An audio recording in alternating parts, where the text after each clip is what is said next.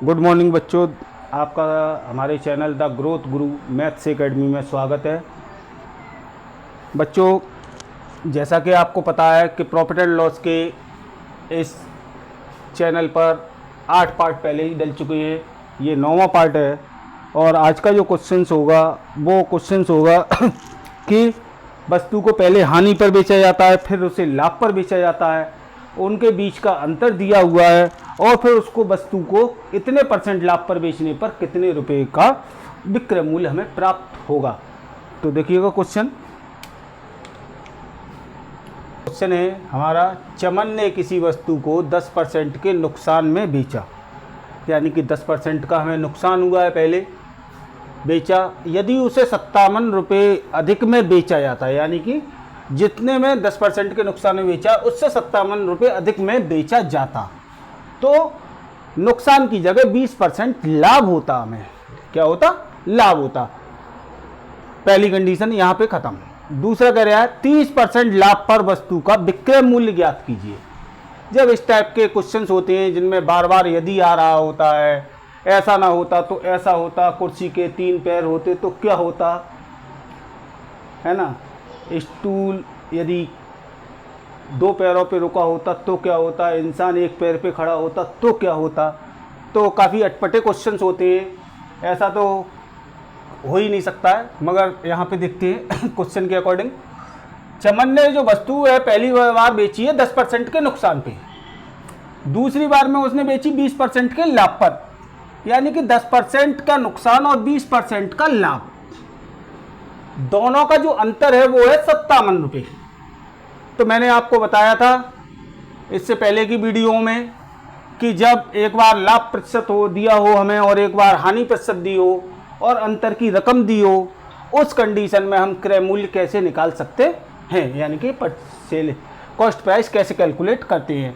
तो उसका मैंने फॉर्मूला आपको बताया था कि अंतर की रकम यानी कि डिफरेंस वाला अमाउंट जो भी है, और जो भी लॉस परसेंट और प्रॉफिट परसेंट है, उन दोनों परसेंटेजों को अपन में जोड़ लेते हैं और, है ना, और मल्टीप्लाई 100 कर देते हैं।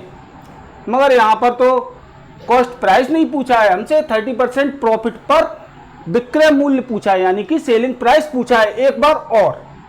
तो पहले स्टेपों में करते हैं, फिर आपको शॉर्ट ट्रिक के थ्रू देखते हैं। तो देखिएगा, जैसा कि मैंने कहा था कॉस्ट प्राइस कैलकुलेट करने के लिए मैंने आपको फॉर्मूला बताया था, अंतर की राशि अपॉन हानि प्रतिशत प्लस लाभ प्रतिशत इंटू 100।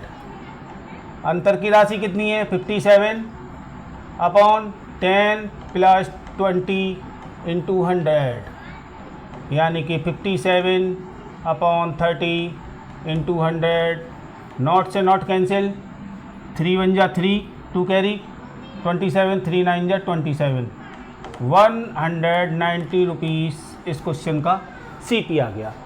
अब सीपी जब हमें पता चल गया तो एसपी कैलकुलेट करने के लिए, लाभ परसेंट पता है हमें, तो एसपी कैलकुलेट करने के लिए CP multiply 100 plus profit percent upon 100, ये फॉर्मूला है। तो सीपी हमारा 190 into 100 plus 30 upon 100, 190 into 130 upon 100। Not से नॉट कैंसिल, नॉट से नॉट कैंसिल, 13 9 जा 117, 11 कैरी, 13 और 11 247 रुपीज़। अब इसी को भाई शॉर्ट ट्रिक आते हैं। यदि हमें इतना नहीं करना है, कंपैरेटिव एग्जाम में आप भी जानते हैं कि 1 घंटे में लगभग 60 to 100 क्वेश्चन हमें सॉर्ट आउट करने होते हैं मैथमेटिक्स के, तो वहाँ पे हमें टाइम इम्पोर्टेंट होता है। तो इसे इस टाइप से कर सकते हैं हम। जो भी हमारा एसपी कैलकुलेट करना है, एसपी कैलकुलेट करने के लिए जो भी डिफरेंस की राशि है, यानी कि 57 अपॉन डिफरेंस कितने परसेंट का है, डिफरेंस है हमारा 20 और 10, 30% का, डिफरेंस कितने का है? 20% प्रॉफिट और 10% लॉस, दोनों को ऐड कर लिया, 30% का डिफरेंस है। अब यदि हम इसको प्रॉफिट पे 30% प्रॉफिट पे सेल आउट कर रहे हैं, यानी कॉस्ट प्राइस 100 था, तो अब प्रॉफिट 30% लेने के बाद में सेलिंग प्राइस 130 हो जाएगा, तो 130। एक ही लाइन में आंसर आएगा, देखिएगा, कैंसिल 19 और 19 मल्टीप्लाई 13, 247 रुपीज़। यदि आपको वीडियो मेरी पसंद आई हो तो लाइक करें, शेयर करें एंड सब्सक्राइब करें। Thank you.